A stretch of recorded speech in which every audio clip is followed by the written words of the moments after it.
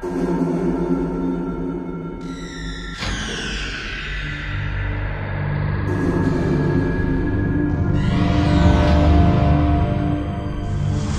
this field is one of the most complicated machines ever built, a real-life time machine. Buried hundreds of meters beneath the French-Swiss border, this machine will shoot beams of energy around a 27-kilometer-long loop and smash those beams of energy together again at the end.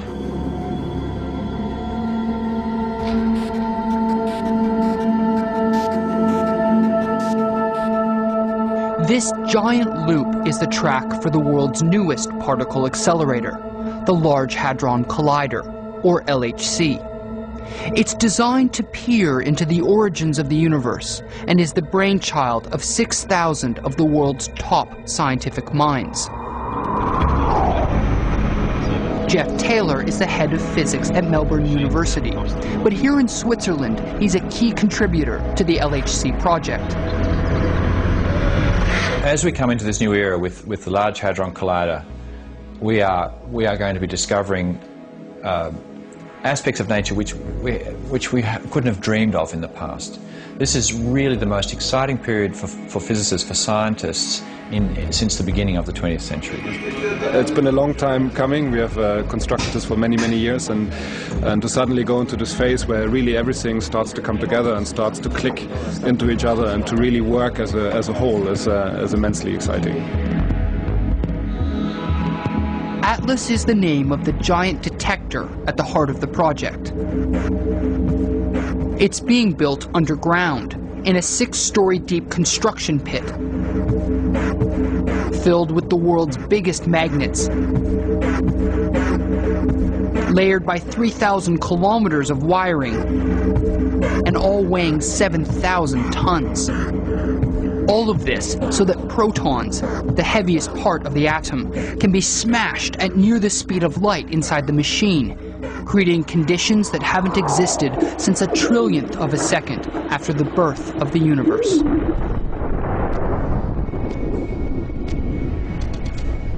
It is a machine which operates at a temperature of 1.9 degrees Kelvin. Which in Celsius terms? Which is minus 271 degrees.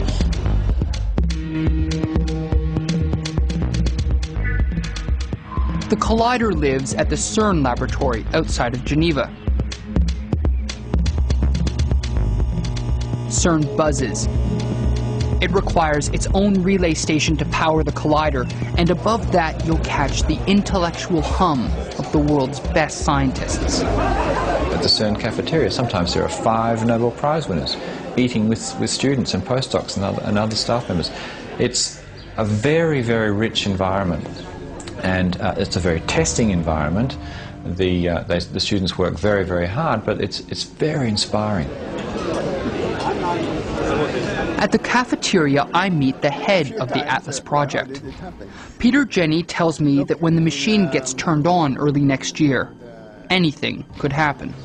We have pretty exciting ideas from theory what could happen, but the most exciting for an experimentalist would be that actually something which nobody has foreseen could be discovered.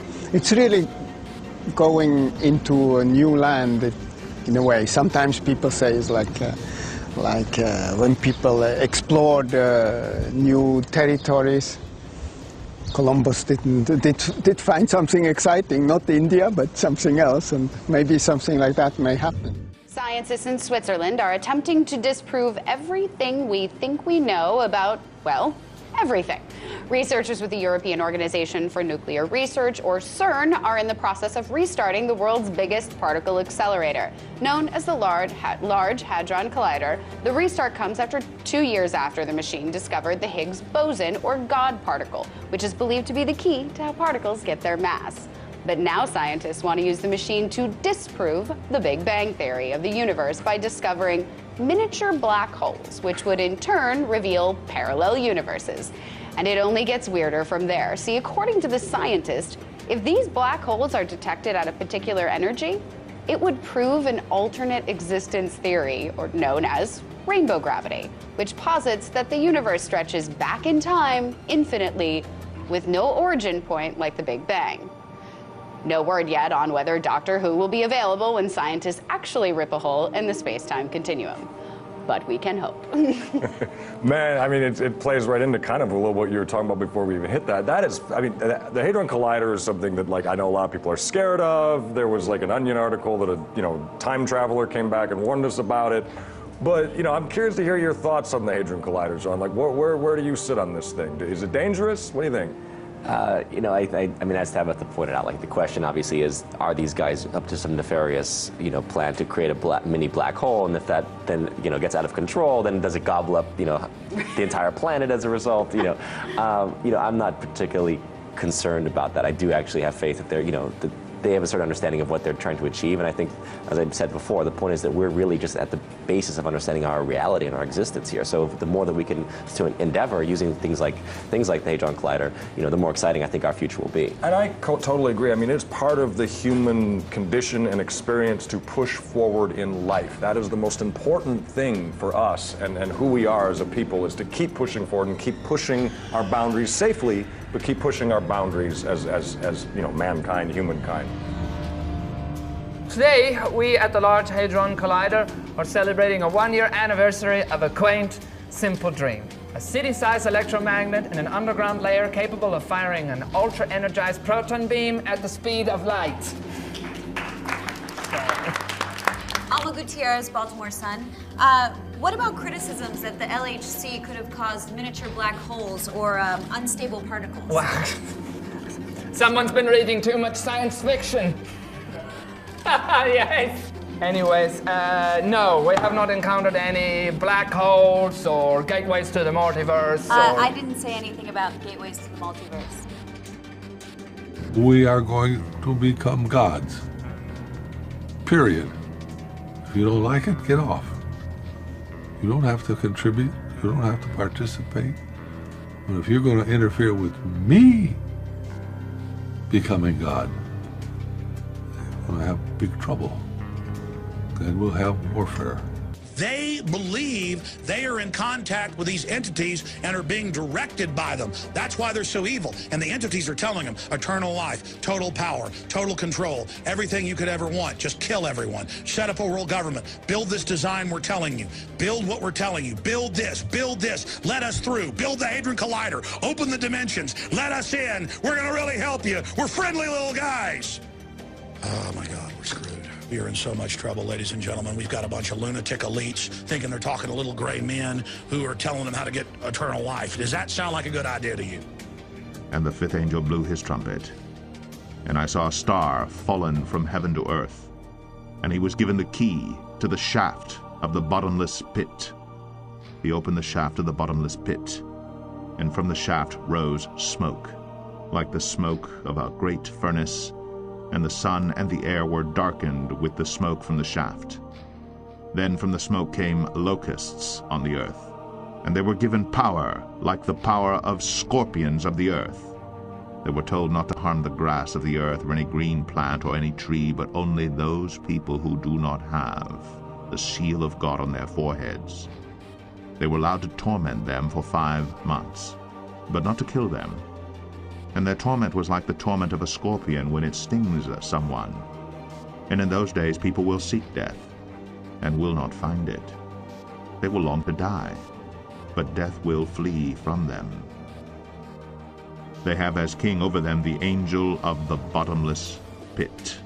His name in Hebrew is Abaddon, and in Greek he is called Apollyon.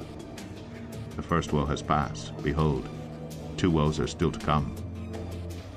I was in prayer during the night, and I got the vision of this Abaddon, and it was horrific.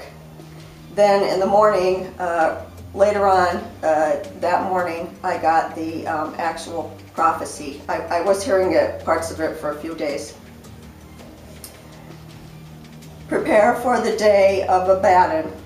He shall rise from beneath the earth, smoke shall ascend to the heavens. He shall be accompanied by his army of demons. He will have power to cause much pain and suffering, but not the power of death. He shall make men flee in horror, and they will not escape this torment and pain. The army and its king of the locusts shall remain among the unrepentant for 5 months. Turn from your evil ways, you men of the earth. I am a just God and a forgiving God. Return to me and escape the wrath to come. All those that seek me with their repentant heart will enter in. Come as time moves quickly and the days grow shorter. The dream was about Abaddon. It was made clear to me in the dream that what I was seeing was related to this particular video that she made. In the dream, I saw total chaos taking place here in West Arkansas, and also it was made known in the dream that this would be taking place all across the world as well. What I mean by total chaos, there was rioting going on, looting. The police in particular were overwhelmed and they could not handle what was going on. I saw policemen getting shot, people getting shot. There was just complete chaos everywhere. And again, it was made known to me in this dream that this was directly related to Abaddon, Apollon. Well, who is Abaddon or Apollon?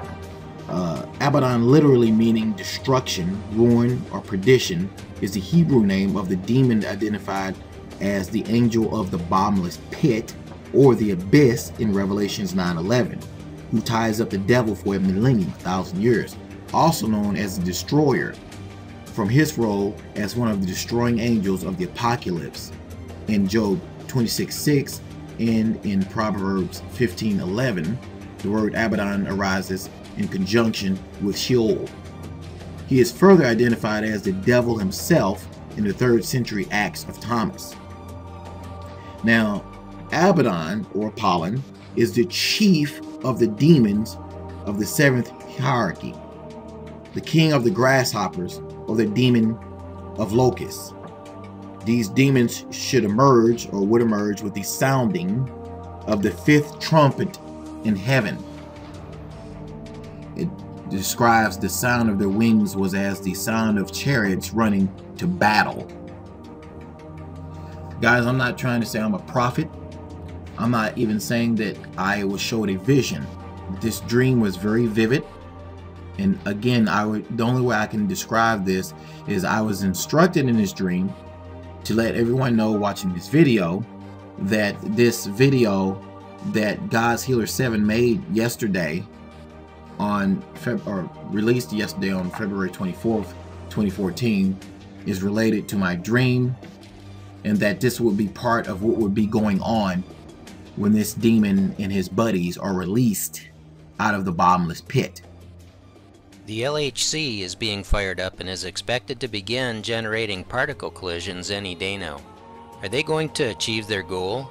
If so, it looks to us like they will be fulfilling prophecy on the exact schedule foretold in the Bible, a schedule and outcome they themselves are signaling. CERN recently presented 2 films to celebrate the refiring of the LHC called Symmetry and Symmetry Unraveled. A time code has been embedded in the Symmetry trailer that testifies to the reason for the LHC. There's a ringing sound in a particle beam collision at 1 minute 13 seconds that speaks to me of the 13th day of the 1st month on the Lord's calendar. That's the day when biblical models illustrate the emergence of the Antichrist beast, and that's when the LHC is probably going to begin colliding protons at high energy. In the trailer subsequent to that ringing collision, we see beings that had been trapped in another dimension emerge through a time-space portal. We'll soon see if it's coincidental that their production mirrors the biblical prophecy. It seems very unlikely. I've been blogging about how control over time itself is going to be wielded for a week or so by the ancient dragon, and that's what the trailer seems to demonstrate in the way the entire Passover season is embedded in the time code, with even an accounting of the preparation for Passover that accounts for a preliminary hoax scenario. I'm also going to be comparing the key scene of this trailer to one from another film, The Penitent Man, to demonstrate the match. Just because we're not being told directly what's really going on doesn't mean we're not being told. This is a big deal, because your life will never be the same, the world will never be the same, and what you do about it will matter for a very long time. The sequence of scenes I showed from the trailer presents a looping in time, repeating the opening of the Stargate to illustrate it from various perspectives. The brief segment shown begins with the dance in the magic circle of salt, which is itself a manifestation of theurgy, and what's dramatized is representative of multiplied thousands of ritual sacrifices and evocation rituals over many centuries. Then there's a particle collision with scattered particles as would be recorded in one experiment's sensor array, then circular collision imagery from what looks like another array's perspective, and then we see trapped entities and their emergence as splintering, symmetry achieved, as the underworld has been bridged to this realm. Control over the flow of time-space has been established for a limited season. I'm going to compare a key scene from the Symmetry trailer with one from The Penitent Man now, a movie about time travel that I blogged about at length last year. What you're going to see in this demonstration is how a glass of water is used to illustrate a particle collision. A man bangs with his fist to cause the wave rings to appear. A little later, I'll play it in context, and you'll hear the man tell us that the water represents time, and that the ripples are ripples in time. He's been explaining about how to open a time-space portal for travel through time. Here it is again. His fist pounding represents the percussion of a particle beam collision in CERN's LHC. The Penitent Man doesn't tell us that directly, or that the time machine being discussed is the LHC, but they dance all over it with expressive language of visual symbols and neuro-linguistic programming, the subtle dropping of verbal hints. What CERN is cleverly not telling us in their opera and dance film trailer is what they are dancing all over with occult symbolism and NLP. They're opening the door to let someone in with the breaching of time-space domains. The LHC is a machine that's intended to open a wormhole through time-space so Apollo can emerge, and that's what the Symmetry trailer confirms to us. In familiar occult fashion, it conceals and reveals that it will happen through the pairing of science and magic. CERN is all about facilitating and celebrating the arrival of the Antichrist beast, spare no expense. There's no attempt by CERN to hide the connection between the particle collider and Shiva, the Lord of the Dance. It's a form of the dance of the Nataraja that is performed by the dancers in Symmetry. A large idol of the Lord of the Dance is displayed prominently at the facility. Shiva is the destroyer of worlds. In Revelation 9, the angel with the key to the abyss is Apollyon, the destroyer, Abaddon. The pedestal of the idol at CERN is a lotus, which is understood by illumined occultists to represent the emergence of Horus, who is also known as Apollo or Shiva. The facility is actually located right where Apollo was openly worshipped long ago, in the town of Apolliacum. I already decoded the fundamentals of the Symmetry trailer in this post to the Open Scroll blog titled CERN's Lord of the Dance, so you can reference that for more info, especially about the cosmology of Shiva. The opera and dance production is titled Symmetry, and that involves a matching of the atomic physics with the ritual magic of theurgy. The Symmetry describes the exploitation of physical laws to manipulate the spiritual realm. The Hermetic maxim is an expression of this symmetry. As above, so below. Those who are being inspired by Apollo to bring him forth are synchronizing every kind of work to resonate and harmonize with a focus on the boundary of time-space until the desired result is attained. Symmetry, the bridging of time-space, control over time-space domains. I want to make an observation before playing the clip from The Penitent Man. The CERN LHC facility is literally a temple devoted to the ancient gods, and it's a set for much of the Symmetry film. It's located adjacent to what's claimed to be the #1 most occult city in the world, Geneva, Switzerland. The Penitent Man was filmed adjacent to the number 2 most occult city in the world, which is Vancouver, BC. It was filmed in Seattle, and most of the scenes were shot inside a Masonic facility, the Society of the Illuminated Brotherhood, known for their temples. In this clip from The Penitent Man, you're about to see the context of the cryptic demonstration of a particle beam collision. The younger man is pressing the older man, Mr. Darnell, for technical detail about how he traveled there from the future. You'll hear Mr. Darnell say, "You need a machine to sustain a wormhole, of course." What kind of machine do you suppose they're talking about? Listen closely to their conversation and pay attention to all the props on the set. But I did it. I actually did it, Doctor. See, viewing was only the beginning. But like a rudimentary computer, it only took time and development before a new model was born. You harness a wormhole, speed up one end and slow down the other end. Go on. I can't. Mr. Darnell, you realize... Please, I can't. Let's leave it at this. How does it work? How does it work? You have to understand, if I answer that question, it could rip a hole through everything as we know it. But that's why you're here, isn't it? To change the past, so you're gonna have to give me something. Dr. Pine, I was under the impression it was never a good idea to force a patient to divulge anything they weren't comfortable with. I can't, I can't keep doing this. All right. I know this must be frustrating.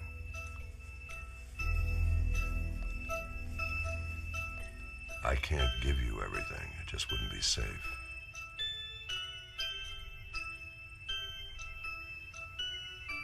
I'm listening. You say you like science? I do. To go back and read the concepts presented by Hawking, Einstein, Lewis, light speed, black holes, wormholes. They were so close. There was just one small piece missing. I'm sure you're aware or somewhat familiar with the concept of wormholes. Sure, yeah, they're fascinating to wonder about. If you don't mind, could you tell me what you know?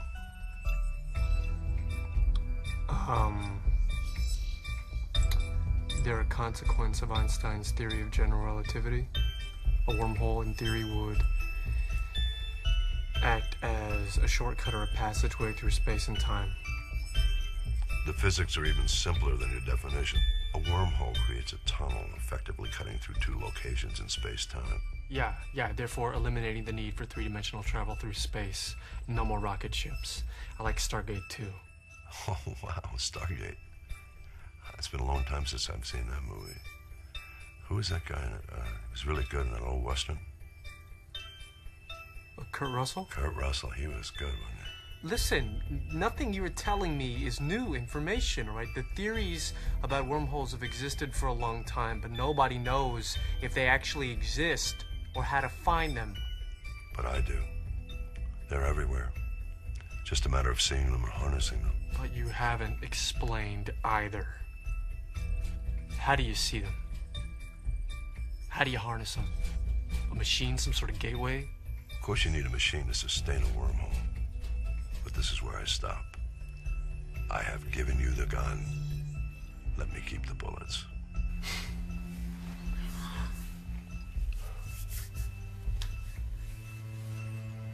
Please continue. I found a way to go back. I was alone, but I found it. My old partner was the only one that knew, but for now, it'll stay that way. The only question is, can the ripples I create be enough to change the future? Or create an alternate one? Ripples? Think of the water in that glass as time. Time moves forward constantly, untouched, as still as the water. Go back and try to change something, and it creates a ripple effect. Change has to catch up with time. And everything around it either changes or suffers. If you've ever been exposed to soap operas, the music in the soundtrack should evoke memories of a long-running show.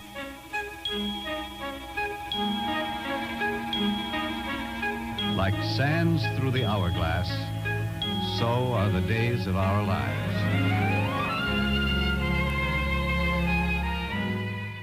Like sands through the hourglass, so are the days of our lives. That's the kind of subtlety being leveraged by the filmmaker. Darnell, the time traveler and inventor of time travel who destroyed the future, says, "Think of the water in that glass as time. Time moves forward constantly. Untouched, it's as still as the water. Go back and try to change something, bang, and it creates a ripple effect. Read between the lines. The particle collision pictured creates a ripple effect in time, a time impact event. Who is trying to go back or forward to try to change an outcome? Darnell is. That's why he's there meeting with Dr. Pyatt and speaking so persuasively. Darnell himself is playing the role of the destroyer of worlds, the dancing Lord Shiva. Under the lamp, we see an idol of Shiva doing the cosmic dance of destruction, a miniature of the one featured at the CERN facility. There's a horned mask on the wall that represents the horned god Cernunnos, the god of the abyss, who is continually being invoked in ceremonies where magic circles are cast with salt, just like in the Symmetry film. Yes, Cernunnos, C-E-R-N-U-N-N-O-S. Also, Nodens, Abaddon, Apollyon the Destroyer. It's a clever set. The table lamp paints light on the wall in the shape of an hourglass, hinting of a measure of the sands of time. Under the lamp, you'll find a pitcher of water, a reservoir as drawn from the river of time. Mr. Darnell's pocket watch rests on the coffee table with his time water glass, with the hinged case being a model of folded time-space. The box of tissues on the table is a cube. Think of the cube in the Marvel comic universe, which has to do with a multi-dimensional binding and the control of vast time-space energies. Again, what kind of machine are they talking about in the clip?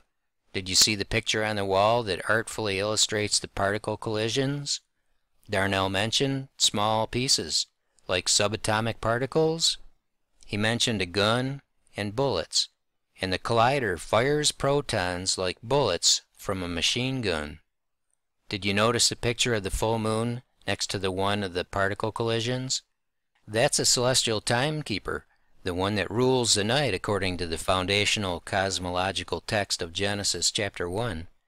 It's appointed for signs and for seasons and for days and years, and to give light on the earth, which is a matter of the revelation of supernatural insight and the Hebrew Moedim, the prophetic schedule of holy days.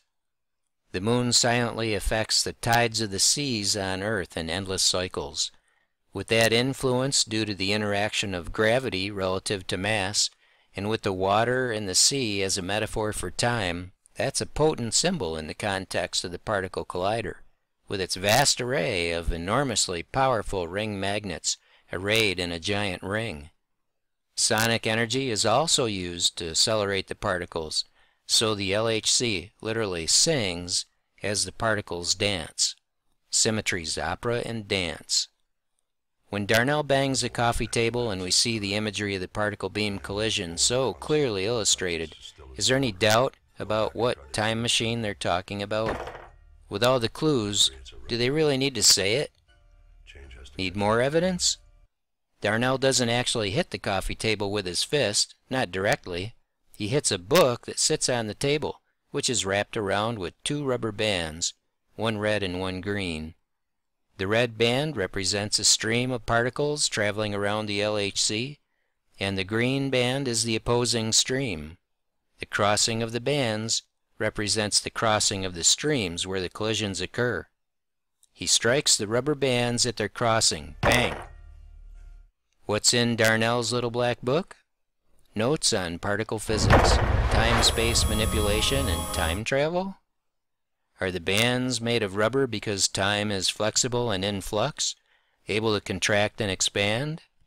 Is there a red shift of the beams relative to one another, where he's slowing down one and speeding up the other, which Darnell had already claimed was a general principle involved with harnessing a wormhole? There's another aspect of the rubber band bound book that should be mentioned. The two men are actually the same man who traveled back in time on a mission to convince himself not to make the mistake of building the device that would destroy the world in 50 years' time. The rubber bands represent the life of the man, where there are two at once, at the crossing of the future with the past in the present. The black book would represent a kind of journal or book of life. I'm going to replay the key collision segment from the Symmetry promo. Again, pay attention to the time marker.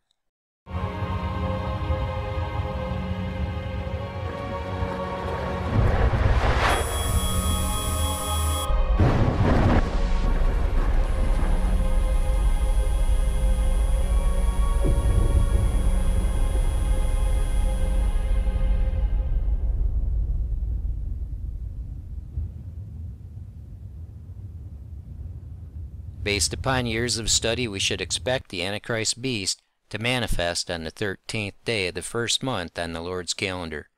By the 21st day of the month, the season of primary impact is expected to end. The control of time is going to be granted to the adversary for a season called megaslipsis in the Greek, Great Tribulation. Things should get real interesting, perhaps a day in advance.